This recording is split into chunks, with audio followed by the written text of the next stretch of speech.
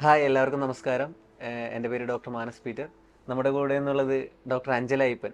Doctor ഒരു radiation oncologist ആണ്. Good morning doctor. So നമ്മളിന്നൊരു ചെറിയ വീഡിയോ ചെയ്യാനാണ് ഉദ്ദേശിക്കുന്നത്, റേഡിയേഷനെ പറ്റിയും അതിൻ്റെ ചില കാര്യങ്ങളും. അപ്പോൾ അതിനു മുന്നേ എൻ്റെ ഒരു പേഴ്സണൽ സംശയം, ഡോക്ടർ എങ്ങനെ ഈ റേഡിയേഷൻ ഓങ്കോളജി ചൂസ് ചെയ്തു? ഓക്കെ. മാനസ് ആക്ച്വലി എൻ്റെ MBBS കഴിഞ്ഞിട്ട് ഞാൻ ഒരു വർഷം ഡ്രോപ്പ് ചെയ്തിട്ടുണ്ടായിരുന്നു പ്രിപ്പയർ ചെയ്യാൻ വേണ്ടിയിട്ട്. ആ ഒരു ഗ്യാപ്പിൽ ഞാനൊരു cancer care volunteers meet join ചെയ്തിട്ടുണ്ടായിരുന്നു. അതിൽ RCCയിൽ ട്രീറ്റ് ചെയ്ത ഒരു പേഷ്യൻ്റെ എക്സ്പീരിയൻസ് അവർ സംസാരിച്ചപ്പോൾ I don't know, something touched me. ആദ്യമായിട്ടാണ് അപ്പോൾ ഓൺകോളജിയെക്കുറിച്ച് കേൾക്കുന്നത് തന്നെ. നമ്മുടെ MBBS ഡേയ്സിൽ നമ്മൾ അധികം ഓൺകോളജി ഡിപ്പാർട്ട്മെൻറ്റിൽ വർക്ക് ചെയ്യാറില്ല, അത്രയും എക്സ്പോഷർ ഇല്ല. അപ്പോൾ ഇങ്ങനെ ഒരു ക്യാൻസർ കെയർ വോളണ്ടിയർ മീറ്റിന് പോയപ്പം ഒരു പേഷ്യൻ്റെ എക്സ്പീരിയൻസ് കേട്ടപ്പം സംതിങ് ടച്ച്ഡ് മീ. ആൻഡ് അവിടുന്ന് പിന്നെ എക്സാം എഴുതി റാങ്ക് കിട്ടിയപ്പോൾ എനിക്ക് പല ഓപ്ഷൻസും ഓപ്പൺ ആയിരുന്നു. ബട്ട് എനിക്ക് എത്രയും വേഗം എങ്ങനെ ഓൺകോളജിയിലോട്ട് കയറാൻ പറ്റുമോ എന്ന് നോക്കിയപ്പം ഒരു അൺകൺവെൻഷണൽ റൂട്ടാണ്. യൂഷ്വലി ഇന്റേണൽ മെഡിസിൻ ഒക്കെ ചെയ്തിട്ടാണ്, ജനറൽ മെഡിസിൻ ചെയ്തിട്ടാണ് ഡോക്ടേഴ്സ് മെഡിക്കൽ ഓൺകോളജിയിലേക്ക് പോകുന്നത്. ബട്ട് ഞാൻ പിന്നെ റേഡിയേഷൻ ട്രീറ്റ്മെന്റിൽ എനിക്ക് വേഗം തന്നെ ഓൺകോളജിയിൽ പ്രാക്ടീസ് ചെയ്യാൻ പറ്റുമെന്ന് വിചാരിച്ച് ഈ ഫീൽഡ് എടുത്ത ഇപ്പം ഞാനൊരു 3 വർഷമായിട്ട് എറണാകുളത്ത് പ്രാക്ടീസ് ചെയ്യുന്നു. ഓക്കെ, അപ്പോൾ റേഡിയേഷൻ താല്പര്യമുള്ളത് കൊണ്ട് തന്നെ ചൂസ് ചെയ്തതാണ്? അതെ അതെ. അല്ല, ഞാനിപ്പോൾ ചിന്തിക്കുമായിരുന്നു, ഈ റേഡിയേഷൻ എന്ന് പറയുമ്പോൾ തന്നെ പേഷ്യൻസിനായാലും ഇപ്പോൾ കാണികൾക്കായാലും ഈവൻ എനിക്കടക്കം ഉള്ളൊരു സംശയമാണ്, ഇത് നമ്മൾ ഫുൾ ടൈം റേഡിയേഷൻ എക്സ്പോഷർ ഉള്ളതാണ്. അപ്പോൾ എന്തുകൊണ്ടാണ് ആ ഒരു റിസ്ക് ഉണ്ടെങ്കിലും, ഉണ്ടോ ഇല്ലെന്ന് ഞാൻ പറയണം, എങ്കിലും എൻ്റെ ഒരു ചിന്ത, അത്രയും റിസ്ക് എക്സ്പോഷർ ഉള്ളപ്പോഴും why you love radiation oncology? Okay, സത്യം പറയട്ടെ, നമ്മൾ ഈ ഫീൽഡ് എടുക്കുമ്പോൾ ഇത്രയൊന്നും ആലോചിക്കുന്നില്ല നമ്മൾ റേഡിയേഷൻ എക്സ്പോഷറോ. ഞാൻ അന്നും പേഷ്യൻസിനെ ട്രീറ്റ് ചെയ്യാനുള്ള ഒരു ഇഷ്ടം കൊണ്ട് ആ ഫീൽഡ് ചൂസ് ചെയ്തതാണ്. പക്ഷെ നമ്മുടെ ഡിപ്പാർട്ട്മെന്റിൽ ഒരു സ്റ്റാൻഡിങ് ജോക്ക് ഉണ്ട്. അതായത് റേഡിയേഷൻ ഫീൽഡിൽ വർക്ക് ചെയ്ത ആൾക്കാർ 80 വയസ്സായാലും 50 വയസ്സ് പോലെ ഇരിക്കുള്ളൂ. അപ്പോൾ എന്താണെന്ന് അറിയത്തില്ല, റേഡിയേഷന്റെ ഒരു ഇഫക്ട്സ് കാരണം നമ്മുടെ സ്കിന്നും ഹെയറും എല്ലാം യങ് ആയിട്ട് ഇരിക്കുന്നു. അത് നമ്മുടെ നമ്മുടെ ഡിപ്പാർട്ട്മെന്റ് ഒരു സ്റ്റാൻഡിങ് ജോക്കാ. But let me tell you, ഇപ്പോൾ പുതിയ റേഡിയേഷൻ മെഷീൻസും ഗൈഡ് ലൈൻസ് പ്രകാരം നമുക്ക് വർക്കേഴ്സ്, റേഡിയേഷനിൽ വർക്ക് ചെയ്യുന്ന ആൾക്കാർക്ക് വരുന്ന റേഡിയേഷൻ എക്സ്പോഷർ വളരെ ലോ ആണ്. നമ്മളൊരു ബാഡ്ജ്, ഈ റേഡിയേഷൻ്റെ ഡോസ് നമ്മുടെ ബോഡിയിൽ എത്രയും പോകുന്നെന്നുള്ള ഒരു ബാഡ്ജ് ഉണ്ട്, അത് ഡിറ്റക്ട് ചെയ്യാൻ. അപ്പോൾ അത് ഇട്ടുകൊണ്ട് തന്നെയാണ് നമ്മൾ വർക്ക് ചെയ്യുന്നത്. അപ്പോൾ അതിൻ്റെ സേഫ് ലിമിറ്റ് കഴിയുമ്പോഴത്തേന് വിച്ച് ഇസ് റെയർ, അങ്ങനെ വല്ലതും ഉണ്ടായാൽ നമ്മളോട് ഇത്രയും മാസം ലീവ് എടുക്കാനും പറയും. അപ്പം we always work under safe limits. Okay, എല്ലാം പുതിയ അറിവുകളായിരുന്നു. എനിവേ, സോ നമുക്ക് ഇപ്പോൾ കാണികൾക്ക് റേഡിയേഷനെ പറ്റി ഒരു അവയർനെസ് ഉണ്ടാക്കാനും അതിനെപ്പറ്റി ഒരു ധാരണ കൊടുക്കാൻ വേണ്ടിയിട്ടാണ് ഈ വീഡിയോ ഉദ്ദേശിച്ചത്. അപ്പോൾ എന്താണ് മാം റേഡിയേഷൻ, അല്ലെങ്കിൽ റേഡിയേഷൻ തെറാപ്പി, അതിനെപ്പറ്റി ഒന്ന് വിവരിക്കാമോ? ഓക്കെ, ക്യാൻസറിന് 3 തരം ട്രീറ്റ്മെൻ്റ് ഉണ്ട്: സർജറി, കീമോതെറാപ്പിയും റേഡിയേഷൻ. അതിൽ റേഡിയേഷൻ നമ്മൾ specialized high energy X-ray use ചെയ്ത് പേഷ്യൻ്റെ ട്യൂമറിലേക്ക് അതിനെ എത്തിക്കുന്നു. അത് നാച്ചുറലി ഈ ട്യൂമർ സെൽസോ ക്യാൻസർ സെൽസിനെ ഡിസ്ട്രോയ് ചെയ്യുന്നു. അത്രയും സിമ്പിളാണ് ഇതിൻ്റെ ഒരു എക്സ്പ്ലനേഷൻ. സോ ഈ ഹൈ എനർജി എന്ന് പറഞ്ഞല്ലോ, അപ്പോൾ നമ്മൾ ഈ ഹൈ എനർജി റേഡിയേഷൻ യൂസ് ചെയ്യുമ്പോൾ പേഷ്യൻസിന് അത് ഫീൽ ചെയ്യുമോ? ലൈക്ക് അവർക്ക് എന്തെങ്കിലും സൈഡ് എഫക്ട്സോ, അല്ലെങ്കിൽ ഇപ്പോൾ പലരും പറഞ്ഞേക്കാണ് റേഡിയേഷൻ എന്ന് പറയുമ്പോൾ തന്നെ കരിച്ചു കളയുന്ന ഒരു സംഭവമാണെന്നൊക്കെ പറഞ്ഞു.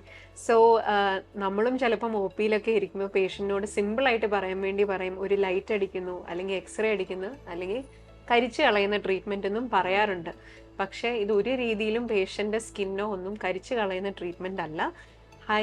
നമ്മുടെ എക്സ്റേ ഒക്കെ എടുക്കുമ്പം യൂസ് ചെയ്യുന്നത് ലോ എനർജി എക്സ്റേസാണ്. അതേസമയം കുറച്ചുകൂടെ ഹയർ എനർജി എക്സ്റേ യൂസ് ചെയ്താൽ അത് നമ്മുടെ ബോഡീൻ്റെ ഉള്ളിലേക്ക് പോയി ട്യൂമറിനെ ഈസിലി അത് റീച്ച് ചെയ്ത് ട്രീറ്റ് ചെയ്യാൻ പറ്റും. അപ്പോൾ അത്രയേ ഉള്ളൂ. ഒരു നോർമൽ എക്സ്റേക്ക് പോകുന്ന പോലെ നമ്മളൊന്നും ഫീൽ ചെയ്യത്തില്ല, പേഷ്യൻ്റ് ഒന്നും അറിയത്തില്ല, കാണത്തു പോലും ഇല്ല.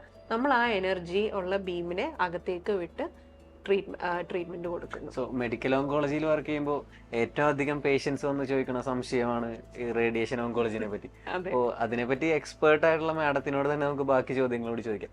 സോ മാഡം, ഇപ്പോൾ റേഡിയേഷൻ മാഡം പറഞ്ഞ പോലെ ടാർഗറ്റഡ് ആയിട്ടാണ് നമ്മളിപ്പോൾ യൂസ് ചെയ്യുന്നത്.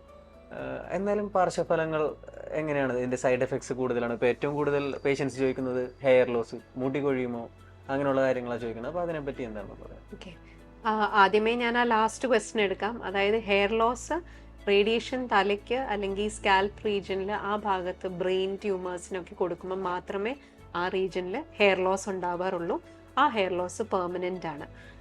നമ്മൾ നിങ്ങൾക്ക് അറിയാമായിരിക്കുമല്ലോ, കീമോതെറാപ്പി കൊടുക്കുമ്പം ഹെയർ തിരിച്ചു വരാനുള്ള സാധ്യതയുണ്ട്. പക്ഷേ മുടിയുടെ ഭാഗത്ത് നമ്മൾ റേഡിയേഷൻ കൊടുക്കുമ്പം ആ ഭാഗത്ത് മുടി തിരിച്ചു വരത്തില്ല. പിന്നെ സൈഡ് എഫക്ട്സിൻ്റെ കാര്യം പറയുമ്പോൾ നമുക്ക് ഇമ്മീഡിയറ്റ് സൈഡ് എഫക്ട്സ് ഉണ്ട്, ഏർലി ആയിട്ട് കാണുന്നതും ലേറ്റ് ആയിട്ട് കാണുന്നത്. ഈ ഏർലി സൈഡ് എഫക്ട്സ് ഒക്കെ within 1 week to 2 weeks of radiation പതുക്കെ തുടങ്ങാം. ലേറ്റ് എന്ന് പറഞ്ഞാൽ ഒരു 6 to 10 years ഗ്യാപ്പ് കഴിഞ്ഞിട്ടേ വരത്തുള്ളൂ. അതിൽ ഏറ്റവും കോമൺ ആയിട്ട് നമ്മൾ കാണുന്നതാണ് സ്കിന്നിൽ വരുന്നത്. അതായത് സ്കിന്നിലൊരു പിഗ്മെൻറ്റേഷൻ, കളർ വ്യത്യാസം, ഡാർക്ക് ആവുക. ബട്ട് മോസ്റ്റ് ഇമ്പോർട്ടൻ്റ്ലി ഇത് കംപ്ലീറ്റ്ലി റിവേഴ്സിബിൾ ആണ്. റേഡിയേഷൻ കഴിയുമ്പോഴത്തേന് നമ്മുടെ ബാക്കി നോർമൽ ലൈഫ് സ്റ്റൈലിലേക്ക് പോകുമ്പോഴത്തേന് ഇത് സ്കിന്ന് നോർമൽ ആയിക്കോളും. പിന്നെ ഓരോ സൈറ്റ് നമ്മൾ ട്രീറ്റ് ചെയ്യുന്നതിനനുസരിച്ച്, അത് വായിലെ ക്യാൻസേഴ്സിന് നമ്മൾ കൊടുക്കുമ്പോൾ വായ്പുണ്ണ് പോലെ അൾസേഴ്സ് വരാം.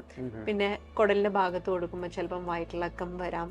പിന്നെ റിവേഴ്സിബിൾ ആണ്. ഇതൊക്കെ ഞാൻ പറഞ്ഞ ഈ ഏർലി സൈഡ് എഫക്ട്സ്, അതായത് റേഡിയേഷൻ ട്രീറ്റ്മെന്റ് കൊടുക്കുന്ന സമയമുള്ള സൈഡ് എഫക്ട്സ് എല്ലാം പതുക്കെ റിവേഴ്സിബിൾ ആണ്. ഈ ലേറ്റ് കോംപ്ലിക്കേഷൻസ് ഒരു 6 to 10 years കഴിഞ്ഞിട്ട് വരുന്ന കോംപ്ലിക്കേഷൻസ് ആണ് നമുക്ക് റെയർ ആണ്. ഒരു ലെസ് ദാൻ 5% ആൾക്കാരിലേ വരാറുള്ളൂ. അതിന്റെ ട്രീറ്റ്മെന്റ് നമ്മൾ തിരിച്ച് നമ്മുടെ ഓൺകോളജിസ്റ്റിനെ അടുത്ത് പോകുമ്പം അതിനായിട്ടുള്ള ട്രീറ്റ്മെന്റും എല്ലാം അഡ്വാൻസ്ഡ് ആയിട്ട്. സോ മാഡം, നമ്മളിപ്പോൾ ഒരു പുതിയ പേഷ്യന്റ്, ഇപ്പോൾ ഒരുപാട് പേഷ്യൻസ് റേഡിയേഷൻ തെറാപ്പി ചെയ്യുന്നുണ്ട്. അപ്പോൾ ഒരു പുതിയ പേഷ്യന്റ് റേഡിയേഷൻ തെറാപ്പി സ്റ്റാർട്ട് ചെയ്യാൻ പോകുമ്പോൾ അവർ ശ്രദ്ധിച്ചിരിക്കേണ്ട കാര്യങ്ങൾ, അല്ലെങ്കിൽ എന്താണ് ഇതിന്റെ പ്രൊസീജിയർ, ഇതിന്റെ സ്റ്റെപ്സ് ഒന്ന് എക്സ്പ്ലെയിൻ ചെയ്യുകയാണെങ്കിൽ നമ്മുടെ കാണികൾക്കും അവരുടെ റിലേറ്റീവ്സിനും ആർക്കെങ്കിലും ഉപകാരപ്പെടുമായിരിക്കും. ഓക്കെ, ഫസ്റ്റ് വിസിറ്റിന് ഒരു പേഷ്യന്റ് വരുമ്പോൾ നമ്മൾ ഡീറ്റെയിൽ ഹിസ്റ്ററി എടുക്കും. ബേസിക്കലി നമ്മുടെ റേഡിയേഷൻ എങ്ങനെ പ്ലാൻ ചെയ്യണം, പിന്നെ പഴയ സ്കാനൊക്കെ നോക്കി ഇതെങ്ങനെ നമ്മൾ മുന്നോട്ട് എടുക്കണം എന്നുള്ള ഒരു പ്ലാനിങ് ഹിസ്റ്ററി മാത്രമാണ്. പിന്നെ രണ്ടാമത്തെ സ്റ്റെപ്പ് എന്ന് പറഞ്ഞാൽ നമ്മളൊരു സിമുലേഷൻ CT സ്കാൻ. അതായത് നമ്മളെല്ലാവരും ഒരു അസുഖം വരുമ്പോൾ ഡോക്ടർ സ്കാൻ എടുക്കാൻ പറയുമല്ലോ, അതുപോലെയുള്ളൂ. പക്ഷെ ഒരു ചെറിയ 5 minutes ഒരു CT സ്കാൻ എടുക്കും. ഇത് റേഡിയേഷൻ ഓൺകോളജിസ്റ്റിന് വേണ്ടിയിട്ടുള്ള സ്കാനാണ്. ഈ സ്കാനയിലാണ് ഈ റേഡിയേഷൻ ഓൺകോളജിസ്റ്റും ഫിസിസിസ്റ്റും ഒരുമിച്ചിരുന്ന് ഈ ട്യൂമറിന് എത്ര ഡോസ് പോകണം, അതിന് ചുറ്റിനുമുള്ള ഓർഗൻസിനും ഏറ്റവും കുറയ്ക്കാൻ പറ്റുന്ന അത്രയും കുറവ് ഡോസ് നമ്മൾ കൊടുക്കും. സോ ഈ ഒരു പ്രോസസ്സിൽ തന്നെയാണോ നമ്മൾ ഡ്യൂറേഷൻ തീരുമാനിക്കുന്നത്? എക്സാക്ട്ലി. സോ ക്യാൻസേഴ്സിന് എല്ലാവർക്കും അറിയാമല്ലോ, പല സ്റ്റേജ് ഉണ്ട്. മോസ്റ്റ് കോമൺ 4 സ്റ്റേജ് ഉണ്ട്. ആദ്യത്തെ 3 സ്റ്റേജാണ് നമുക്ക് പൂർണ്ണമായിട്ട് ക്യൂർ ചെയ്യാൻ പറ്റുന്നത്. 4ാമത്തെ സ്റ്റേജ് കുറച്ചും കൂടെ അഡ്വാൻസ്ഡ് ആണ്. അപ്പോൾ ഈ ഫസ്റ്റ് 3 സ്റ്റേജസിൽ ഡ്യൂറേഷൻ കുറച്ചുകൂടെ ലോങ്ങർ ആവാം, anyway between 3 to 6 weeks. Last stage ആകുമ്പോൾ യൂഷ്വലി നമ്മൾ റേഡിയേഷൻ ഒരു വേദനയ്ക്കോ ട്യൂമർ വളരെ വലിയ സൈസായി അൾസറായി അങ്ങനത്തെ എല്ലാം വന്നാൽ മാത്രമേ ആ റേഡിയേഷൻ ജസ്റ്റ് 1 day അല്ലെങ്കിൽ 5 days മാക്സിമം ഒരു 10. സോ മാഡം പറഞ്ഞല്ലോ ഇപ്പോൾ 3 to 4 weeks. അപ്പോൾ കാണികളും ചിന്തിക്കുന്നുണ്ടാവും, ഈ 3 to 4 weeks കണ്ടിന്യൂസ്ലി പേഷ്യന്റ് വരണോ അല്ലെങ്കിൽ വീക്ക്ലി വൺസ് ആണോ, എങ്ങനെയാണ് അതിന്റെ ഒരു? ഓക്കെ, സോ റേഡിയേഷൻ എടുക്കുമ്പോൾ അതൊരു ഡെയിലി ട്രീറ്റ്മെന്റ് ആണ്. ഇപ്പൊ ഞാനൊരു 6 weeks റേഡിയേഷൻ ഷെഡ്യൂൾ എന്ന് പറഞ്ഞാൽ ഒരാഴ്ചയിൽ 5 days റേഡിയേഷൻ കൊടുക്കും, പിന്നെ 2 days ഗ്യാപ്പ്. അതെ. അപ്പോൾ ഒരു 2 days റിക്കവറി പീരിയഡ് എല്ലാ സെന്റേഴ്സിലും വേൾഡ് വൈഡ് അത് കൊടുക്കും കേട്ടോ. പിന്നെ നമ്മൾ അഡീഷണൽ എന്തെങ്കിലും കോംപ്ലിക്കേഷൻ കാരണം ഗ്യാപ്പ് പേഷ്യന്റ് വന്നാൽ ലാസ്റ്റിൽ നമ്മൾ 1-2 ദിവസം കൂടെ എക്സ്ട്രാ കൊടുത്തെന്നിരിക്കും. അപ്പോൾ കണ്ടിന്യൂസ്ലി ഒരു പേഷ്യന്റിന് നമുക്ക് ഈ 6 weeks അതായത് 42 days ഒരിക്കലും കൊടുക്കാൻ പറ്റില്ല. എല്ലാ 5 ദിവസം കഴിയുമ്പോൾ നമുക്കൊരു 2 ദിവസം ഗ്യാപ്പ് യൂഷ്വലി വരാറുണ്ട്. ഓക്കെ, സോ ഇനി ചോദിക്കുന്ന ചോദ്യത്തിന് എത്രത്തോളം റെലവൻസ് ഉണ്ടെന്ന് അറിയില്ല, എന്നാലും നമ്മുടെ നാട്ടിലിപ്പോൾ റേഡിയേഷൻ എക്സ്പെൻസീവ് ആണോ? ഓക്കെ, നമ്മുടെ റേഡിയേഷൻ പണ്ട് യൂസ് ചെയ്ത റേഡിയേഷൻ ടെക്നീക്സ് അല്ല ഇപ്പം നമ്മൾ യൂസ് ചെയ്യുന്നത്. അത് വളരെ ടാർഗറ്റഡ് ആയി ട്യൂമറിന് മാത്രം ഫോക്കസ് ചെയ്ത് ചുറ്റിനുമുള്ള ടിഷ്യൂസിനെ അഫക്റ്റ് ചെയ്യാത്ത രീതിയിലാണ് കൊടുക്കുന്നത്. അങ്ങനത്തെ ഫോംസ് ഓഫ് റേഡിയേഷൻ എല്ലാവർക്കും വേണ്ടി വരാറില്ല. യങ്ങർ പേഷ്യൻസ്, വളരെ സ്മോൾ ട്യൂമേഴ്സ് ഒക്കെ ആകുമ്പോഴാണ് നമ്മൾ അങ്ങനത്തെ ടൈപ്പ് റേഡിയേഷൻ കൊടുക്കുന്നത്. ആ ഫോക്കസ്ഡ് റേഡിയേഷൻ ഒക്കെ ആകുമ്പം കുറച്ച് കൂടുതൽ എക്സ്പെൻസീവാണ്. എല്ലാവർക്കും സ്റ്റിൽ അഫോർഡ് ചെയ്യാൻ പറ്റുന്ന രീതി തന്നെയാണ്. പിന്നെ നമുക്കുണ്ട് ജനറലൈസ്ഡ് ആയിട്ട് എല്ലാം സെന്ററിൽ യൂസ് ചെയ്യുന്ന ഒരു സ്റ്റാൻഡേർഡ് ടെക്നീക്ക് ഉണ്ടായിരിക്കും. ഇപ്പം അത് IMRT അല്ലെങ്കിൽ ഇന്റൻസിറ്റി മോഡുലേറ്റഡ് റേഡിയേഷൻ എന്ന് പറയും. അതൊക്കെ എല്ലാ ആൾക്കാർക്കും അഫോർഡ് ചെയ്യാൻ പറ്റുന്ന രീതിയിൽ തന്നെയാണ്. Because radiation has become a part and parcel of treatment. Almost 60% പേഷ്യൻസിന്, ക്യാൻസർ പേഷ്യൻസിന് റേഡിയേഷൻ വേണ്ടി വരും. അപ്പോൾ it's not too expensive. Okay. So doctor, ഒരുപാട് പേഷ്യൻസ് നമ്മളോട് ചോദിക്കുന്നതാണ്, ഇപ്പോൾ റേഡിയേഷൻ തെറാപ്പി ചെയ്യുന്ന സമയത്ത് കുട്ടികൾക്ക് അടുത്ത് വരാമോ, അല്ലെങ്കിൽ പ്രഗ്നന്റ് ലേഡീസിന്റെ കാര്യം. അപ്പോൾ അതിനെപ്പറ്റി എന്താണ് പറയാനുള്ളത്? ഇതൊരു ഇമ്പോർട്ടൻറ്റ് ക്വസ്റ്റ്യൻ ആണ്. ആക്ച്വലി ഇവിടെ ആൾക്കാർ റേഡിയേഷൻ തെറാപ്പിയും റേഡിയോ അയഡിൻ തെറാപ്പിയും കൺഫ്യൂസ് ചെയ്യുന്നതാണ്. ഒരെണ്ണം തൈറോയിഡിനുള്ളത്, മറ്റേ ക്യാൻസേഴ്സിനുള്ളത്. അതെ. സോ റേഡിയേഷൻ, നമ്മളിപ്പോൾ സംസാരിക്കുന്ന റേഡിയേഷൻ തെറാപ്പിയിൽ അങ്ങനത്തെ ഒരു കോൺട്രാ ഇൻഡിക്കേഷനോ സൈഡ് ഇഫക്റ്റ് പ്രഗ്നന്റ് ലേഡീസിനും ചിൽഡ്രനും ഉണ്ടാവാറില്ല. ഈ റേഡിയേഷൻ നമ്മുടെ ബോഡിക്ക് ഉള്ളിൽ പോകുന്നു, അത് നമ്മുടെ ബോഡീനെ എക്സിറ്റ് ചെയ്യുന്നില്ല. ട്യൂമറിനെ ട്രീറ്റ് ചെയ്യുന്ന അവിടെ വെച്ച് ഡൈ ഓഫ് ചെയ്യുന്നു. അപ്പൊ അത് വേറെ ഒരാൾക്ക് ഒരിക്കലും സ്പ്രെഡ് ആവില്ല. ഇല്ല. അപ്പൊ കുട്ടികൾക്ക് വേണമെങ്കിലും. അതെ, പ്രഗ്നന്റ് ലേഡീസിന് ആ ടൈമിൽ ഒരു പ്രശ്നം, അതായത് പ്രഗ്നന്റ് ലേഡീസിന്റെ കൂടെ താമസിക്കുന്ന ആൾക്കാർക്ക് അവർക്ക് ഒരു സൈഡ് ഇഫക്റ്റും അതും കൊണ്ട് ഉണ്ടാവാൻ പോകുന്നില്ല. പിന്നെ പലരും ചോദിക്കുന്ന ഒരു ചോദ്യമാണ്, റേഡിയേഷന്റെ സമയത്ത് നമ്മൾ വൈറ്റമിൻസ് എന്തെങ്കിലും കഴിക്കേണ്ട ആവശ്യമുണ്ടോ, അല്ലെങ്കിൽ ഒഴിവാക്കേണ്ട എന്തെങ്കിലും ഫുഡ് ഉണ്ടോ? ഓക്കെ. സോ ബേസിക്കലി നമ്മൾ ഈ എസ്പെഷ്യലി ഹെഡ് ആൻഡ് നെക്ക് റീജിയനിൽ വരുന്ന ക്യാൻസേഴ്സിന് ആൾക്കാർ ഒത്തിരി വെയിറ്റ് ലോസ് ഉണ്ടാവും. ഓൾമോസ്റ്റ് ഒരു 10 കിലോ വെയിറ്റ് കുറയാറുണ്ട്.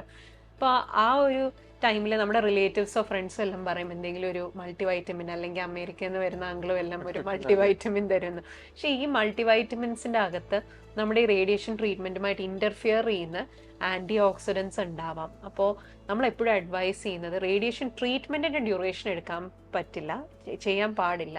റേഡിയേഷൻ കഴിയുമ്പോൾ തൊട്ട് നമുക്കൊരു 1 മന്തോ 6 വീക്സോ 3 മന്ത്സ് വരെ ഇതൊക്കെ എടുക്കുന്നതിന് ഒരു പ്രശ്നമില്ല.